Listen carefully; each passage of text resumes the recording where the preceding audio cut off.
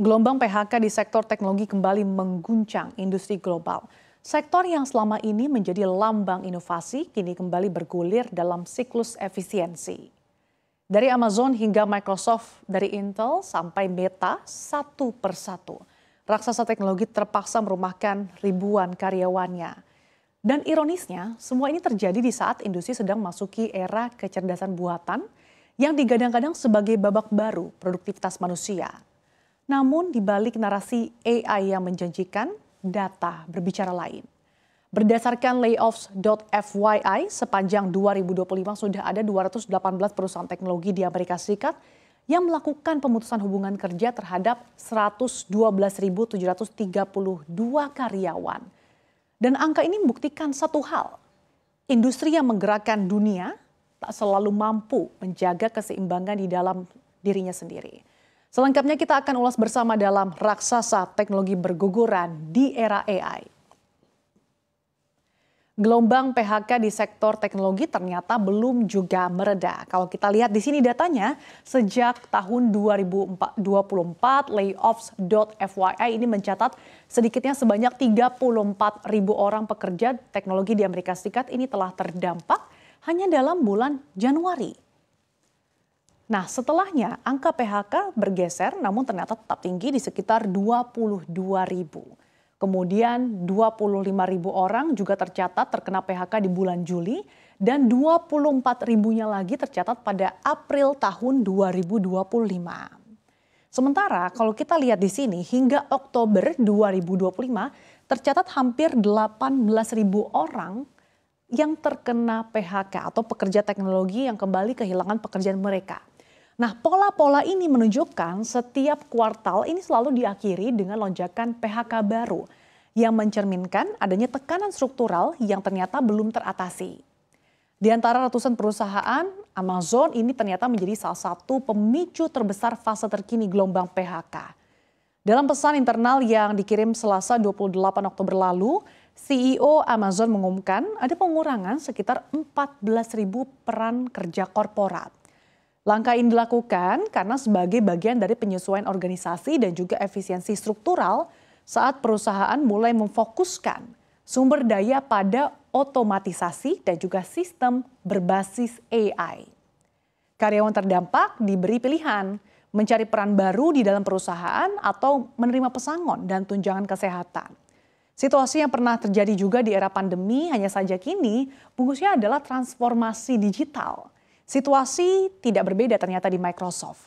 Setelah melakukan PHK sebanyak 6.000 pekerja di awal tahun, raksasa teknologi itu kembali mengumumkan adanya pemangkasan 9.000 karyawan di akhir Oktober ini. Dan totalnya ini lebih dari 15.000 orang ataupun pekerja di Microsoft yang telah terdampak PHK sepanjang tahun 2025. Dalihnya sama, untuk menekan biaya demi mengimbangi investasi besar-besaran di sektor kecerdasan buatan atau AI. Nah, dalam setiap siaran pers ini selalu ada kalimat refocusing priorities atau aligning for growth. Tapi ternyata di lapangan, frasa itu berarti satu hal. Ribuan pekerja yang harus mengemas barang mereka dan meninggalkan gedung tempat mereka mengabdi selama bertahun-tahun. Dan tak berhenti sampai di situ, ternyata gelombang pemangkasan ini juga menyentuh raksasa semikonduktor dan media sosial terbesar dunia. Kita lihat datanya di slide berikutnya. Intel, perusahaan chip tertua dan terbesar di dunia, ternyata juga tak luput dari gelombang efisiensi. Pada kuartal 4 tahun 2025, Intel bahkan merencanakan ada pengurangan hingga 15% karyawan mereka dari total tenaga kerja globalnya. Dan efisiensi ini dimulai dari unit Folsom dan juga Santa Clara di California, kemudian dilanjutkan ke Oregon, Texas, Arizona hingga Israel.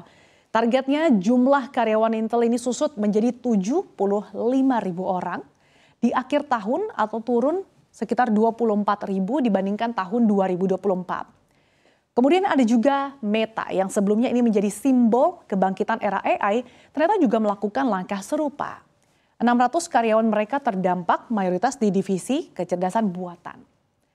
Bagi Meta, PHK ini dipandang sebagai optimisasi tim Namun sebetulnya secara praktis artinya ketidakpastian bagi ratusan insinyur dan juga peneliti teknologi tinggi ini semakin nyata adanya. Dan menariknya, perusahaan yang dulu menjadi pemenang saat pandemi seperti Amazon kemudian Meta, kini mereka ini harus menghadapi kenyataan bahwa perluasan masif mereka ini tak lagi seirama dengan kondisi ekonomi makro. Tekanan biaya, kemudian naiknya suku bunga, dan juga ada penyesuaian model bisnis AI, ternyata membuat mereka harus memotong untuk bertahan atau melakukan efisiensi karyawannya. Namun untuk bisa memahami gelombang ini secara utuh, kita perlu melihat ke belakang saat awal semuanya dimulai. Ya, untuk memahami siklus PHK ini, kita mungkin akan flashback dulu ke tahun 2020 saat pandemi memaksa dunia hidup di depan layar. Nah, bagi sektor teknologi sebetulnya ini adalah era keemasan. Kita lihat di sini mungkin perusahaan seperti Zoom, Amazon, Microsoft, dan juga Meta saat itu menikmati ledakan permintaan. Mereka bahkan merekrut ratusan ribu pekerja baru dalam waktu kurang dari 2 tahun. Federal Reserve saat itu kalau kita ingat ya, memangkas suku bunga hingga titik terendah bahkan mendorong modal murah untuk investasi. Kemudian startup bermunculan dan big tech pun tak ragu untuk memperluas tenaga kerja. Namun saat Federal Reserve mulai menaikkan suku bunga di tahun 2022, semuanya berbalik. Biaya modal naik tajam, kemudian jadinya investor mulai berhati-hati. Dan gelombang PHK pertama dimulai dari startup, lalu menular ke raksasa teknologi. Roger Lee, pendiri Layoffs.fyi menyebut bahwa memang fase ini sebagai domino yang tidak terhentikan.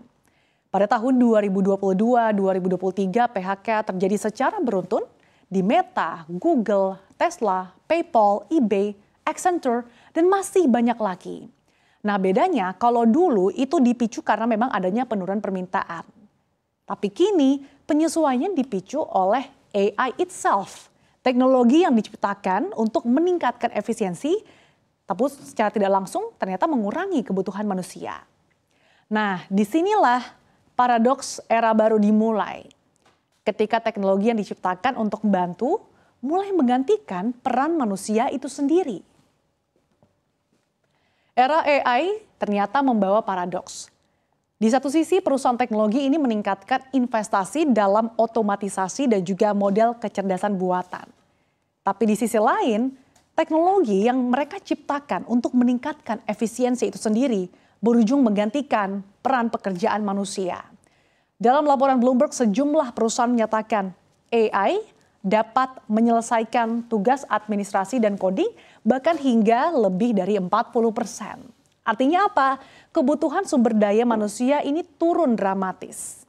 Karena itu memang efisiensi tak lagi sekedar penekanan biaya, tapi adanya penyesuaian struktur produktivitas di era teknologi canggih. Ekonomi Amerika Serikat mungkin memang masih kuat, tapi pasar tenaga kerja teknologi telah berubah. Banyak talenta coding, kemudian data dan juga desain yang kemudian akhirnya berpindah ke bidang yang lebih AI proof. Seperti cyber security, kemudian ada juga data governance, dan juga adanya infrastruktur cloud. Tapi pergeseran ini tak terjadi dalam semalam. Memang butuh waktu untuk menemukan keseimbangan yang baru. Ya pemirsa, tentunya kalau dari berbagai data yang sudah dipaparkan ini, dari pandemi hingga era AI, tentunya siklus PHK di dunia teknologi sepertinya belum akan usai. Setiap gelombang inovasi memang selalu datang dengan konsekuensi. Di satu sisi teknologi membuka peluang, namun di sisi lain ia memperkecil ruang bagi pekerja manusia yang pernah menjalankannya. Kini industri teknologi menghadapi tantangan baru bukan hanya menciptakan teknologi yang lebih cerdas, tapi juga menjaga keseimbangan antara kemajuan dan kemanusiaan. Karena di balik setiap teknologi selalu ada manusia yang seharusnya tidak tergantikan.